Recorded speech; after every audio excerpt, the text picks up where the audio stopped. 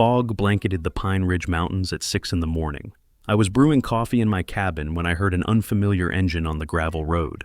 Headlights cut through my window, sweeping across the living room like a prison spotlight. Comment below where you're watching from, because this story is about to get wild. Two men stepped out of the vehicle, wearing black uniforms with shiny badges on their chests. They knocked on my door with the confidence of people who believed they held absolute power. "Mr. Reed, Pine Ridge Security, we have an eviction order. You need to vacate immediately." I looked at their badges, looked at the vehicle with no county markings, looked at their uniforms with no body cameras, and I smiled to myself. 25 years as a deputy sheriff in Larimer County taught me one thing: how to recognize real law enforcement. These men were not it, but they did not know that. And I decided to keep that secret to myself, at least until my cameras had recorded enough evidence. I opened the door slowly, keeping my expression neutral. The morning air was cold, carrying the scent of pine and wet earth. The two men stood on my porch as they owned it, their breath forming small clouds in the chill. The taller one, broad-shouldered with a military-style haircut, stepped forward. His badge read R. Brennan, and beneath it, Pine Ridge Security. Not sheriff, not police, security. The second man was younger, maybe early 30s, with nervous eyes that kept darting toward the tree line as if expecting someone else to emerge from the woods. His badge said Z. Robinson. I scanned their belts in half a second. No service weapon, no radio. That was all I needed to see. 25 years of habit. They had dressed the part, but they had forgotten the details that mattered. "Mr. Reed, I'm Officer Brennan. This is Officer Robinson," the tall one said, emphasizing the word officer like it carried weight. "We're here on behalf of the Pine Ridge Homeowners Association. You've been served multiple notices regarding your property status. We have an eviction order signed by HOA President Diane Croft." He held up a document with an official-looking letterhead. I did not reach for it. Behind me, I could hear the soft hum of my coffee maker finishing its cycle. A normal morning, interrupted by men in costumes. I let my eyes drift to their vehicle parked at the edge of my property, a black SUV. No markings, no light bar, no county plates, just a private car pretending to be something more. Robinson shifted his weight from foot to foot, clearly uncomfortable with my silence. Brennan maintained eye contact, projecting authority. It might have worked on someone else. I let the silence stretch for 3 full seconds before speaking. "Which department are you with?" I asked, my voice calm, slightly confused, the voice of a retiree who did not understand paperwork. Brennan hesitated. Just half a second, but enough. "Pine Ridge Security, operating under HOA authority," he said. "We have jurisdiction over all community properties." I nodded slowly, filing that word away. Jurisdiction, private security claiming jurisdiction. I thought about Diane Croft. She had approached me twice last year, offering to buy my cabin for community development purposes. Both times, I had declined politely. The second time, her smile had tightened, and she had said something I still remembered. "Everyone cooperates eventually. Mr. Reed, it's just a matter of finding the right motivation." Now I understand what she meant by motivation. "And this document," I said, gesturing toward the paper in Brennan's hand. "That's from the county court." Brennan's jaw tightened almost imperceptibly. A muscle near his eye twitched. "It's an official HOA enforcement order. Mrs. Croft has determined that your property falls within HOA boundaries, and your continued presence violates community guidelines." His tone had shifted slightly, becoming more clipped. He was not used to questions. Robinson spoke up, his voice higher than expected. "Sir, this is private community business. The HOA has full enforcement authority here." I looked at him for a long moment, letting him feel the weight of my gaze. He blinked first. He believed what he was saying. Someone had told him a story, and he had swallowed it whole. Brennan was different. Brennan knew exactly what game he was playing. I could see the calculation behind his eyes, assessing whether I would fold or fight. He had done this before, probably to other homeowners who did not know their rights. "Let me understand," I said, leaning against the doorframe. The wood was cool against my shoulder. Behind me, my cabin, the cabin I had bought with my retirement savings. The cabin where I planned to spend my remaining years in peace sat quiet and warm. These men wanted to take it from me. The HOA can remove someone from their own property without going through the courts. Brennan smiled, tight, controlled. Mr. Reed, I don't want this to get complicated. You have 24 hours to vacate. If you're still here tomorrow morning, we'll return with additional personnel to assist with your transition. He paused, letting the word transition hang in the cold air like a threat wrapped in bureaucracy. Mrs. Croft prefers to resolve these matters quietly, but if cooperation isn't possible, we have other options. I waited, saying nothing. The silence stretched. A bird called somewhere in the pines. Brennan leaned closer, lowering his voice just enough to sound confidential. People who don't cooperate tend to find themselves in difficult situations. Situations that could have been avoided. There it was, not a direct threat, nothing that would sound criminal in isolation, but on camera, in context, after everything else, it would paint a very clear picture. I took the document from his hand and pretended to study it carefully.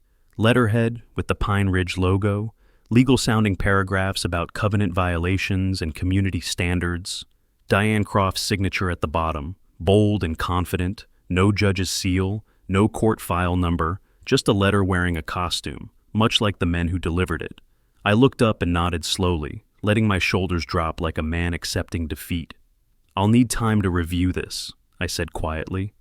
Talk to someone who understands these things. I'm just a retired old man, you know. Brennan's posture relaxed slightly. He thought he had broken me. 24 hours, Mr. Reed, 8 a.m. tomorrow. We'll be back, and we'll expect full cooperation. He held my gaze for a moment longer, searching for any sign of resistance. I gave him none. Then he turned and walked to the unmarked SUV. Robinson followed, glancing back once with something that might have been doubt, or perhaps pity. I watched until their taillights vanished into the morning fog.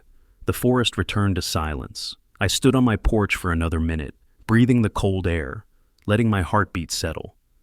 Then I closed the door, walked to my kitchen table, and opened my laptop.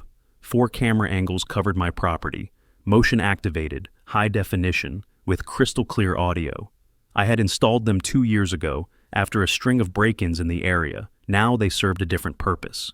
I pulled up the footage from the last 15 minutes. Brennan's face filled the screen as he delivered his lines. I played back his voice. People who don't cooperate tend to find themselves in difficult situations. Perfect audio, perfect framing. I saved the files to an encrypted cloud storage, then created a backup on an external drive. Then I poured myself the coffee that had been waiting, sat in the silence of my cabin, and began to plan. These men thought they had intimidated a confused retiree into surrendering his home. They had no idea that every second of their performance was now evidence.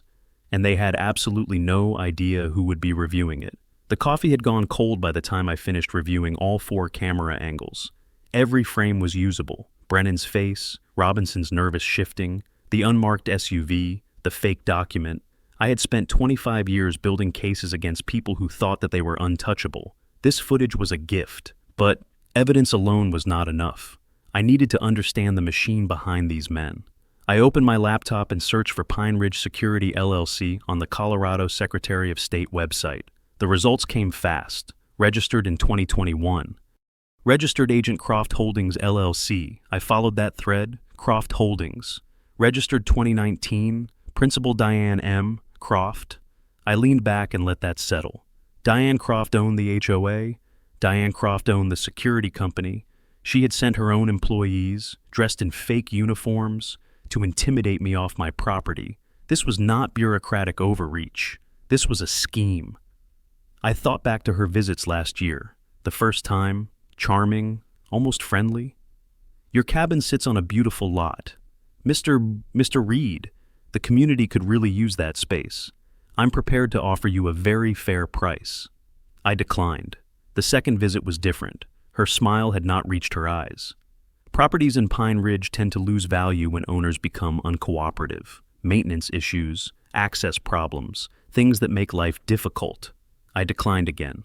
Now I understand the escalation. Charm failed. Veiled threats failed. So she sent men with badges. I picked up my phone and called Mike Reeves. We had worked together for 12 years before I retired. He was a captain now at the Larimer County Sheriff's Office. He answered on the third ring. "Gary Reed, thought you disappeared into the mountains." His voice was warm. "I did," I said. "But the mountains just sent 2 fake cops to my door." I gave him the summary: uniforms, badges, threats, and the connection to Diane Croft. When I finished, Mike exhaled slowly. "You recorded everything, 4 angles, and the eviction notice, signed by Croft, no judge, no court."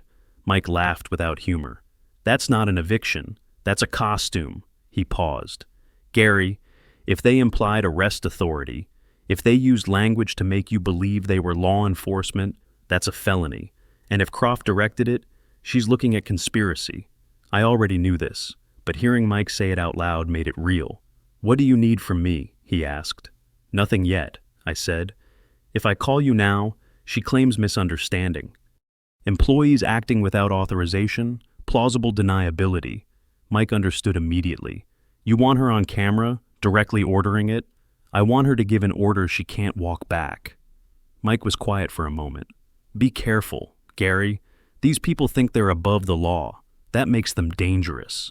I thanked him and hung up. After the call, I walked to my filing cabinet and pulled out the folder I had kept since the day I bought this place. Inside was the original deed, the title insurance policy, and the survey map showing my property boundaries. I spread them across the kitchen table. The lines were clear. My cabin sat surrounded by Pine Ridge Estates, but it was not part of it. I had bought the land from Frank Delgado 3 years ago. Frank owned it since 1987, decades before the HOA existed. No covenants, no restrictions, no signatures binding me to their rules. The survey showed a clean boundary, my 5 acres carved out like an island in the middle of their development. Diane Croft had no legal authority over my property. The eviction notice was not just invalid, it was fiction dressed in letterhead. Around 4 in the afternoon, my phone buzzed with a new email. Sender Pine Ridge HOA Administration. Subject, final notice, immediate action required. I opened it. "Mr. B. Reed, this serves as your final warning. You have until 8 a.m. tomorrow to vacate. Failure to comply will result in immediate enforcement action, including physical removal and criminal trespassing charges. The HOA board has authorized all necessary measures. This matter is no longer subject to negotiation. Diane Croft, President. Criminal trespassing charges on my own property." I read it twice, then called Laura Whitfield. She was a property attorney I had worked with on several cases during my sheriff days. She picked up on the second ring. "Gary, it's been a while. What's going on?" I read her the email. She was silent for a long moment. "They put that in writing," she finally said. "Signed by Croft herself." Laura laughed, a sharp sound of disbelief. "Gary, she just handed you a gift, threatening criminal charges she has no authority to file, on property she has no jurisdiction over. That's harassment at minimum, potentially extortion." I told her about the fake officers, the recordings, and the LLC connection. "Send me everything," she said. "I want to review it tonight, and Gary, don't engage with them directly. Let them keep making mistakes." I saved the email to my evidence folder and walked to the window. Late afternoon light slanted through the pines, casting long shadows across my property. The mountains stood silent in the distance, indifferent to the drama unfolding at their feet. I had built this life deliberately. After decades of chasing criminals, of seeing the worst humanity could offer, I wanted peace. I wanted mornings with coffee on my porch and evenings watching the sun dip behind the peaks.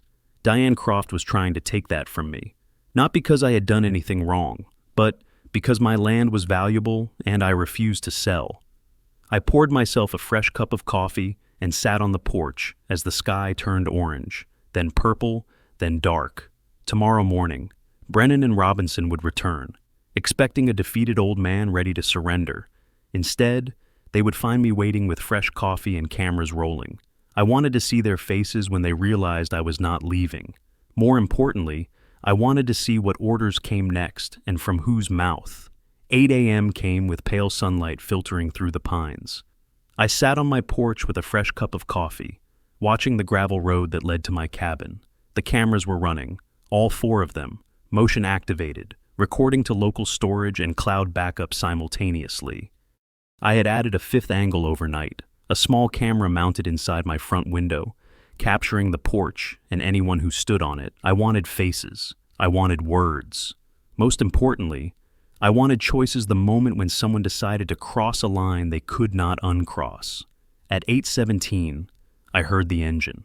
The same black SUV from yesterday emerged from the trees, moving more slowly this time, more deliberate. It stopped at the edge of my property line. Brennan stepped out first. Robinson followed. But there was something different about Brennan today.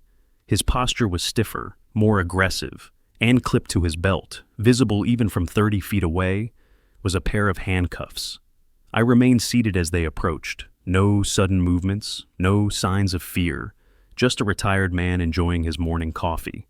Brennan stopped at the bottom of my porch steps, hands on his hips, positioning himself like a man about to deliver bad news. "Mr. Reed, your 24 hours are up. Have you made arrangements to vacate?" I took a slow sip of coffee before answering. "I've been thinking about it," I said, "but I have some questions first." Brennan's jaw tightened. He was not here for questions. "This isn't a negotiation. You were given clear instructions. Either you leave voluntarily or we assist you." I noticed Robinson hanging back near the SUV, arms crossed, looking everywhere except at me. Yesterday, he had been nervous. Today, he looked uncomfortable in a different way, like a man who was starting to wonder if he was on the right side of something. "Those handcuffs," I said, nodding toward Brennan's belt, "are those standard issue for Pine Ridge security?" Brennan's hand moved instinctively to touch them, then stopped. "We're authorized to detain individuals who refuse lawful orders." I let that statement hang in the air for a moment. Lawful orders from whom? Exactly? Brennan stepped closer, lowering his voice. "From the HOA board, from Mrs. Croft. This property falls under community jurisdiction, and you violate multiple codes. If you don't cooperate, I have the authority to detain you until proper law enforcement arrives." There it was, the magic words, authority to detain. I could almost feel my cameras capturing every syllable. "So, if I refuse to leave my own cabin," I said slowly, "you're going to handcuff me and hold me here until police arrive." Brennan smiled. It was not a friendly expression. "That's correct, Mr. Reed, and I promise you, the police in this county are very cooperative with Mrs. Croft. They know which side their bread is buttered on." I filed that claim away for later. Either Brennan was bluffing about police cooperation, or Diane Croft had relationships I needed to investigate. Either way, it was useful information. "I'd like to speak with Mrs. Croft directly," I said. "If she's the one making these decisions, I think we should talk face to face." Brennan shook his head. "Mrs. Croft doesn't negotiate with trespassers. You had your chance to deal with this reasonably. Now it's out of her hands." I almost laughed at that. Out of her hands. Everything happening here was in her hands. She had designed it, funded it, and directed it, but she was smart enough to keep a distance between herself and the dirty work. That was the whole point of having employees like Brennan. "I understand," I said, keeping my voice mild. "Can I at least have until this evening? I need to make some phone calls, arrange for a moving truck. These things take time." Brennan studied me for a long moment, searching for signs of deception. I gave him nothing but tired resignation. 6 p.m., he said finally. "If you're not packed and ready to hand over the keys by 6, we're coming back with a full team. And Mr. Reed," he leaned closer, "next time, I won't be asking politely." They left. I watched the SUV disappear down the road, then went inside and immediately pulled up the footage. Perfect. Brennan's threat about detention, his claim of authority, the handcuffs were clearly visible. Robinson's silence would be noted too present, complicit, but increasingly uncertain. I called Laura Whitfield. She answered on the first ring. "Tell me you got something," she said. "Brennan just threatened to detain me with handcuffs until the police arrive. On camera. He also claimed the local police are cooperative with Croft." Laura was quiet for a moment. "That's false imprisonment if he follows through. And if there's any truth to police involvement, we're looking at a much bigger problem." She paused. "Gary, I've been digging into the HOA records. Croft tried to amend the CC&Rs last year to expand jurisdiction to all properties within the geographic boundaries of Pine Ridge, including yours. But the amendment was never properly filed with the county. It's not legally binding. I processed that information. Diane knew my cabin was outside her authority. She had tried to fix that problem through paperwork, failed, and then decided to fix it through intimidation instead. There's something else, Laura continued. I found meeting minutes from 6 months ago. The board discussed acquiring your property for a new community center. Croft told them the owner was elderly and would likely sell under pressure. She used those exact words, under pressure. I felt something cold settle in my stomach. This was premeditated. Diane Croft had planned this months ago, maybe longer. The fake officers, the fake eviction, the escalating threats, all part of a strategy to force me out. Send me those minutes, I said, and anything else you find. After hanging up, I walked to my window and looked out at the mountains. The afternoon sun was warm on the peaks, but I felt none of it. Diane Croft thought she was hunting a confused old man who would crumble under pressure. She had no idea that every move she made was being documented, analyzed, and prepared for presentation. 6 p.m., Brennan would return with his full team, and I would be ready, but not in the way he expected. I did not wait for 6 p.m. By noon, Diane Croft had already launched her next attack, and this one did not require fake badges or handcuffs. It required something far more effective, the community itself. Margaret Hollis called me at 12:30, her voice barely above a whisper. "Gary, have you seen what they posted?" I had not. She told me to check the Pine Ridge Community app, the neighborhood platform where residents shared everything from lost dog alerts to complaints about mailbox placement. I logged in using the guest account I had created months ago, back when I was curious about my neighbors. The first post in my feed made my stomach drop. It was pinned to the top, marked as an official HOA announcement. The headline read, "Security Alert Dangerous Resident Situation." The post was written by Diane Croft herself, though it carried the tone of an objective report. Residents are advised to avoid contact with Gary Reed, who currently occupies a cabin on Mountain View Road. Mr. Reed has refused multiple lawful requests to vacate HOA property and has made threatening statements toward our security personnel.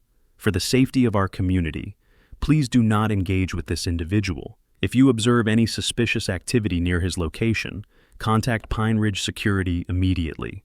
Below the text were 2 photographs. One was my face, pulled from somewhere I could not identify. The other was my cabin, shot from an angle that made it look abandoned, almost derelict. The comments section was already filled with responses. I always thought something was off about that guy. Why hasn't he been arrested yet? My kids walk past that road to the bus stop. This is terrifying. 63 comments, 41 likes, shared 12 times.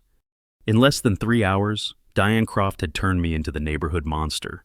I drove into town that afternoon to pick up groceries. The general store was a small place, family-owned, where I had shopped without incident for 3 years. The owner, a man named Gary Simmons who shared my first name and always joked about it, was behind the counter when I walked in. He did not smile. He did not make his usual joke. He just watched me with narrow eyes as I gathered milk, bread, and coffee. When I reached the register, he spoke without looking at me directly. "You that guy causing all the trouble up at Pine Ridge?" I set my items on the counter. "I'm not causing trouble," I said. "I'm trying to keep my home." Simmons shrugged, unconvinced. "Heard you threaten some security guards. Heard you're squatting on HOA land." I wanted to explain. I wanted to pull out my deed, show him the property lines, describe the fake officers, and the forged jurisdiction. But I knew it would not matter. Diane Croft's version had reached him first, and first impressions were powerful. I paid in cash and left without another word. On the drive home, I passed the Dalton house. They were outside, working in their garden, the same garden I had complimented many times over the years. Mrs. Dalton saw my truck and immediately looked away. Mr. Dalton stood up, wiped his hands on his jeans, and walked inside without acknowledging me. 3 years of friendly waves, erased in a single afternoon. When I got back to the cabin, a certified letter was waiting in my mailbox. The return address read, Pratt Legal Services. I opened it standing in my driveway. Inside was a formal cease and desist notice on thick, expensive paper. Dear Mr.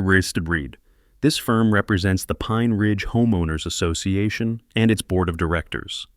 It has come to our attention that you have unlawfully occupied property belonging to the association and have engaged in threatening behavior toward association personnel. You are hereby demanded to immediately vacate the premises and cease all hostile actions. Failure to comply within 48 hours will result in civil litigation seeking damages of no less than $100,000 for trespassing, harassment, and intentional infliction of emotional distress. Sincerely, Dennis Pratt, Esquire. $100,000 for living in my own cabin. I photographed the letter, front and back, and sent it to Laura Whitfield. Her response came within minutes. This is harassment disguised as legal process. Pratt knows you own that property. He's betting you'll fold before anyone looks too closely. Don't respond. Let them dig deeper. I followed her advice. I did not respond to Diane's post. I did not call Dennis Pratt.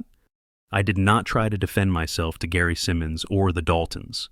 Instead, I checked my cameras, verified the cloud backups, and waited. At 5:45, 15 minutes before the deadline Brennan had set, I heard engines on the gravel road. Not one vehicle this time, two. The black SUV came first, followed by a silver sedan. Brennan and Robinson stepped out of the SUV.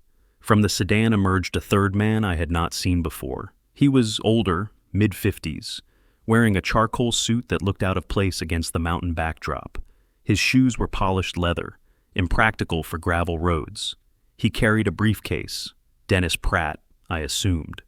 The lawyer had come to watch the eviction personally. They walked toward my porch in formation, Brennan in front, Robinson to his left, Pratt trailing behind with the measured pace of someone who preferred others to do the dirty work. I stepped outside before they reached the stairs, positioning myself directly in front of my porch camera. Pratt spoke first, his voice smooth and practiced. Mr. Reed, I'm Dennis Pratt, legal counsel for Pine Ridge HOA. I'm here to inform you that your time has expired. If you do not vacate immediately, these gentlemen are authorized to assist with your removal. This is your final opportunity to leave peacefully. I looked at Brennan. His hand rested near the handcuffs on his belt. Robinson stood slightly back, his expression unreadable. Then I looked directly into the camera mounted above my door, making sure my face and voice would be perfectly captured. For the record, I said clearly, I am standing on property I legally own. I have documentation proving my ownership. I am not leaving. Any attempt to physically remove me from my own land will be considered assault and unlawful detention. I am recording this interaction. Pratt's smile flickered. Brennan's hand moved closer to the cuffs. And somewhere behind his uncertain eyes, Robinson looked like a man who was finally starting to realize he had chosen the wrong side. The standoff lasted exactly 12 seconds. Brennan moved first. He stepped onto my porch, one hand reaching toward me, the other unclipping the handcuffs from his belt. Mr. C. Reeds, you're being detained for trespassing. Do not resist. I did not resist. I raised my hands slowly, palms out, keeping my eyes on the camera. I am complying under protest. This is my property. I am being removed by individuals who are not law enforcement. That was all I said. One statement, clear and recorded. Brennan grabbed my arm and pulled me off the porch. His grip was harder than necessary, designed to hurt without leaving marks. They walked me to the edge of my property line, not to the SUV. Pratt approached, his voice measured. Mr. Reed, we're not arresting you. We're simply securing the property until ownership can be properly adjudicated. You're free to leave. You're just not free to stay here. He handed me a single sheet of paper, a notice of property dispute, citing HOA bylaws I had never agreed to. Then Brennan took my phone from my shirt pocket. We'll return this when the matter is resolved. From the road, I watched them change my locks. Brennan worked quickly, replacing the deadbolt on my front door with something new, something I did not have a key to. Robinson carried boxes from my cabin to the SUV, my files, my laptop, personal things from my desk. Pratt stood to the side, making notes, documenting the process as if it were routine, as if this were normal. The late afternoon sun cast everything in golden light, peaceful and indifferent. I had spent 25 years protecting people from situations exactly like this. Now I stood on the outside, watching strangers dismantle my life with clipboard efficiency. Then a fourth vehicle arrived, a white BM, botless despite the dusty road. Diane Croft stepped out dressed in cream-colored slacks and a silk blouse, looking more like she was attending a garden party than supervising a forced lockout. Her smile was the smile of someone who had already won. She walked toward me slowly, stopping just outside arm's reach. For a long moment, she simply looked at me, the way someone might examine an interesting insect. "Mr. Reed," she said softly, "I offered you a fair deal, twice, a good price for a lovely piece of land, but you wanted to be difficult." She tilted her head slightly. "I understand. Some people need to learn the hard way." She did not threaten. She did not explain her plans. She did not need to. Her arrogance said everything. She believed she was untouchable, that her position and her connections made her immune to consequences. She gave me one last look, something between pity and contempt, then walked back to her BMW without another word. Brennan handed her something through the window. My keys. She examined them briefly, then dropped them into her purse. They left one by one, the BMW first, then the sedan, then the SUV. No one looked back. I stood in the road until the dust settled. My cabin was 50 feet away, but it might as well have been 50 miles. The windows were dark. The door was locked with hardware I could not open. Everything I owned was inside or in the back of their vehicles. I walked to a fallen log at the edge of my property and sat down. The mountains were beautiful in the fading light, purple and gold against a darkening sky. I had moved here for this view, for the silence, for the peace that came after decades of seeing the worst people could do to each other. Now the worst had found me anyway. A truck passed on the main road below.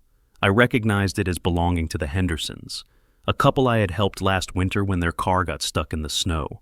The driver saw me, slowed for half a second, then accelerated away without stopping. I was already a ghost to these people, a problem to be avoided. I sat there until the stars came out. Then I heard footsteps on gravel. I turned, expecting Brennan to return to gloat. Instead, I saw Margaret Hollis emerging from the tree line. She was bundled in a flannel jacket, moving carefully, checking over her shoulder. She sat beside me without greeting and handed me a small bag. Inside was a cheap prepaid phone, still sealed in plastic. "They took yours," she said quietly. I watched from my window. I looked at her for a long moment. "Diane controls the water access to your property. Why are you risking this?" Margaret's expression hardened. "Because what she did today was wrong. Everyone knows it. They're just too scared to say it out loud." She handed me a slip of paper with a phone number. "Your friend Mike called my house looking for you. He said to call him immediately." I powered on the phone and dialed. Mike answered before the second ring. "Gary, tell me what happened." I told him, the lockout, the property seizure, Diane's visit. When I finished, he was quiet for several seconds. "None of this is legal. You know that. They can't change your locks, take your belongings, or restrict access to property you own. I can have deputies there tonight." I stared at my dark cabin. Every instinct screamed to say yes. End it now. But I thought about Diane's smile, her absolute certainty that she would win. "There's an HOA meeting tomorrow night," I said. "Emergency session. Margaret told me about it." Mike understood immediately. "You want her on record, in front of witnesses. I want her community to see exactly who they've been following. I want her to stand up there, full of confidence, and then watch it all collapse." Mike exhaled slowly. "That's a risk, Gary. A lot can go wrong in 24 hours. "I know," I said, "but if I stop her tonight, she's just a woman who made a mistake. If I stop her tomorrow, in front of everyone, she's a lesson no one forgets." Margaret had been listening. When I hung up, she spoke quietly. "Meetings at 7, community center. She's been calling board members all day, lining up votes." She paused. "Gary, most people are afraid of her. She controls too much. The vote will go her way unless something changes." I looked at her. "Then I'll change something." Margaret studied my face for a moment, then nodded slowly. She stood to leave, hesitating at the edge of the trees. "I'll save you a seat, back row." She disappeared into the darkness. I sat alone, watching the stars wheel overhead, my locked cabin a dark shape against the mountain. Tomorrow, Diane Croft would stand before her community and try to legitimize everything she had done. She thought she had already won. She had no idea that her entire performance, from the fake officers to this moment, had been documented. Tomorrow night, I would give her exactly what she wanted, a public stage, and then I would show everyone what she had built it on. I spent the night in Margaret's guest room. She had insisted, and I was too exhausted to argue. Her cabin was smaller than mine, tucked deeper into the trees, invisible from the main road. "Diane doesn't pay attention to me," she said as she handed me a blanket. "I'm not worth noticing." I did not sleep well. Every time I closed my eyes, I saw Brennan changing my locks, Diane dropping my keys into her purse, the Hendersons driving past without stopping. But by 5 a.m., I was awake and working. Margaret had an old desktop computer with a slow internet connection. It was enough. I logged into my cloud storage and began downloading everything. 4 camera angles from the first visit, 3 angles from the second, the full recording of the lockout, including Diane's appearance, hours of footage, compressed into the moments that mattered. By mid-morning, Laura Whitfield arrived at Margaret's cabin with a laptop bag and a cardboard box full of documents. She looked tired but focused. "I've been up all night," she said, spreading papers across the kitchen table. "Let me show you what we have." The first document was my deed, the original from when I purchased the property from Frank Delgado. Clear title, no encumbrances, no HOA covenant attached. Laura placed it beside a map of Pine Ridge Estates, showing my 5 acres as a distinct parcel surrounded by, but not part of, the development. "Your property was never in the HOA," she said. "Frank Delgado owned it since 1987. The HOA wasn't even formed until 2003. There's no legal mechanism by which they could claim jurisdiction over land that predates them by 16 years. I had known this intellectually. Seeing it laid out in documents made it feel real. The second set of papers was more damaging. Laura pulled out meeting minutes from 6 months ago, obtained through a public records request.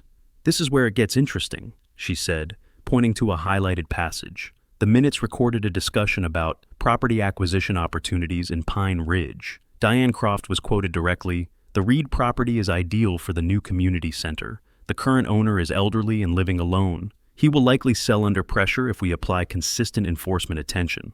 Under pressure, consistent enforcement attention, written down, approved by the board, and recorded in official minutes. Diane had documented her own conspiracy. She thought these records were private, Laura said. "HOA meeting minutes in Colorado are technically accessible to members, but no one ever asks for them." She got comfortable. I stared at the words. Elderly. Under pressure. She had planned this months ago. Every fake badge, every threatening visit, every locked door was part of a strategy she had outlined in writing. The third piece was the LLC registration I had found earlier. Pine Ridge Security, owned by Croft Holdings, is owned by Diane Croft. Laura had added corporate filings showing that Brennan and Robinson were employees of the security company, not independent contractors. "She didn't just hire people to intimidate you," Laura said. "She used her own company, her own employees. There's no separation, no plausible deniability. Every action they took traces directly back to her." I thought about Brennan's threats, Robinson's nervous compliance, and the handcuffs that had been clipped to Brennan's belt. All of it was authorized, funded, and directed by one person. Finally, Laura pulled out a single sheet of paper, a letter from the Larimer County Clerk's office, dated yesterday.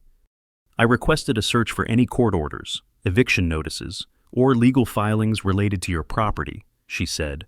"This is their response." The letter was brief. No court orders existed, no eviction proceedings had been initiated, no legal action of any kind had been filed against Gary Reed or the property on Mountain View Road. The entire eviction had been a theater, performed without a single piece of legitimate paperwork. I spent the afternoon organizing everything into a presentation. Video clips, documents, timeline, connections. Laura reviewed each section, suggesting edits, tightening the narrative. By 4 p.m., we had something that would be impossible to dismiss. Brennan's threats, captured on camera, Robinson's claims about jurisdiction, recorded in high definition, Diane's appearance at the lockout, her arrogant smile preserved forever, the meeting minutes, the LLC filings, the county letter, a complete picture of a coordinated scheme to steal my property through intimidation and fraud. At 5:30, my prepaid phone rang. The caller ID showed a number I did not recognize. I answered anyway. Mr. Reed. Diane Croft's voice was smooth, confident. I hear you're planning to attend tonight's meeting, I said. Let her talk. I want you to know that I admire persistence. It's a quality I respect, but this is over. The board has already made its decision. Coming tonight will only embarrass you further. Still, I said nothing. She waited for a response that did not come. When she spoke again, there was an edge to her voice. Fine, come if you want. Watch democracy in action. But when the vote is finished, I expect you to accept the outcome gracefully. There's no point in making this uglier than it needs to be. She hung up. I looked at Laura. She has no idea what's coming, I said. Laura shook her head. She spent years operating without consequences. She genuinely believes she's untouchable. She paused. That's what makes this satisfying. She's going to stand up there, completely confident, and then watch her world collapse. At 6:15, Mike Reeves called. We're in position, he said. 2 deputies and I parked at the gas station, half a mile from the community center. Give me the signal, and we'll move in.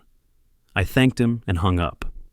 Margaret appeared in the doorway, dressed for the meeting, her expression a mixture of fear and determination.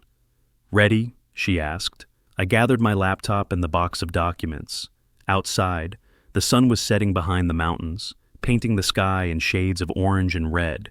In less than an hour, I would walk into a room full of people who believed I was a dangerous trespasser, a troublemaker, a man who deserved to lose his home. They had heard only Diane's version. Tonight, they would hear mine. The drive to the community center took 12 minutes. We parked in the back, away from the main entrance. Through the windows, I could see people filing in, taking seats, chatting with neighbors. Normal community members attended what they thought was a normal meeting. They had no idea they were about to witness something very different. Laura checked her watch. 15 minutes until it starts. I nodded, reviewing the presentation one final time on my laptop. Every video clip was cued. Every document was ready. Every piece of evidence was organized in the order I would present it. Margaret touched my arm. What if they don't believe you? She asked quietly. What if Diane talks her way out of it? I thought about that for a moment. Then I thought about Brennan's handcuffs, about Diane's smile as she took my keys, about sitting alone on that log while my neighbors drove past without stopping. She won't talk her way out of this, I said. I'm not going to give her the chance. I closed my laptop and stepped out of the car. The community center glowed warmly against the darkening sky. Inside, Diane Croft was probably rehearsing her victory speech, imagining the applause, planning what to do with my land. She had no idea that in 15 minutes, everything she had built would begin to crumble, and she had no idea that she would be the one to knock down the first brick. 3 weeks later, the local newspaper ran a small article on page 6. Pine Ridge HOA president faces felony charges. The headline was modest, the story brief. Diane Croft had been charged with conspiracy to commit fraud, false imprisonment, and impersonating a peace officer. Rick Brennan faced the same charges. Both were released on bail, awaiting trial. The article did not mention the details. I knew the forced lockout, the fake badges, the months of planning documented in meeting minutes. It did not need to. For the people of Pine Ridge, the headline was enough. The woman who had controlled their lives for years was now a defendant. That fact echoed louder than any courtroom testimony ever could. I drove past the HOA office a few days after the arrests. The parking lot was empty. The windows were dark. A handwritten sign on the door read, "Closed until further notice." No one had appointed a new president. No one had called an emergency meeting to discuss the future. The machine Diane had built simply stopped running when she was removed from it. I thought about all the violation notices, the fines, the petty rules enforced with absolute authority. All of it had depended on one person's willingness to wield power without accountability. Now that person was gone, and the community seemed unsure what to do with the silence she left behind. I did not stop. I did not take a photograph. I just drove past and kept going. My cabin was returned to me on a Tuesday afternoon. A deputy I had never met knocked on Margaret's door and handed me an envelope containing my original keys, recovered from Diane's possessions. The locks Brennan had installed were removed. My belongings, most of them, were returned in cardboard boxes stacked on my porch. Some things were missing: a few files, a photograph of my late wife that had sat on my desk. Small losses, impossible to prove, not worth pursuing. I spent that evening putting my home back together, not as it was before, but close enough. The cabin still smelled like pine and wood smoke. The view from my porch was unchanged, but something had shifted. The walls felt different, marked by an absence I could not name. The community's response came in fragments.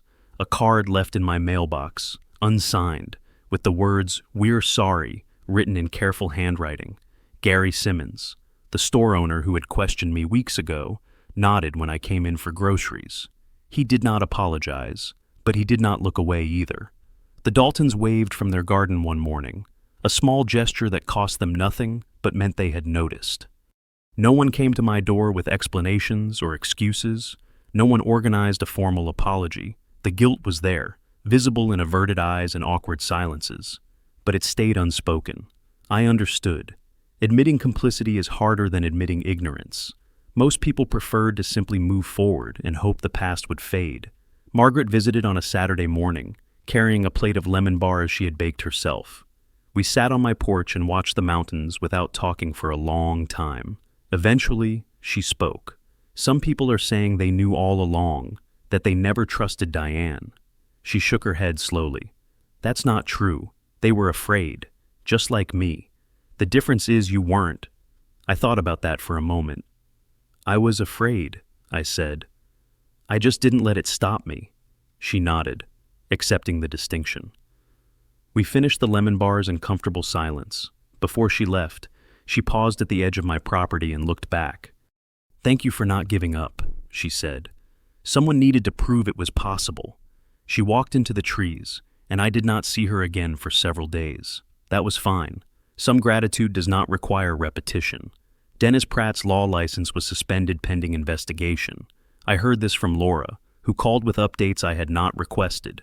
Zachary Robinson, the younger security guard, had cooperated with prosecutors in exchange for reduced charges.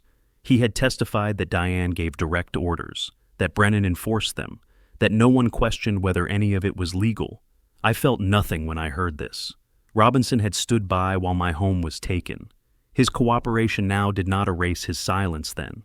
But I did not wish him harm. I did not wish any of them harm. I simply wanted them to experience consequences. And consequences had arrived. The trial would come eventually. Lawyers would argue. Sentences would be handed down. Justice, in its formal sense, would be served. But sitting on my porch as autumn settled over the mountains, I understood that justice and healing were not the same thing. The community had seen the truth. Diane had lost her power. My property was secure. These were victories, real and measurable. But the neighbors who had looked away, the weeks of isolation, the weight of standing alone against people who should have known better, those marks did not disappear with a verdict. They faded slowly, like bruises, visible long after the injury had stopped hurting. I poured myself a cup of coffee and watched the fog lift from the valley below. My cabin was quiet. My land was mine. And for now, that was enough.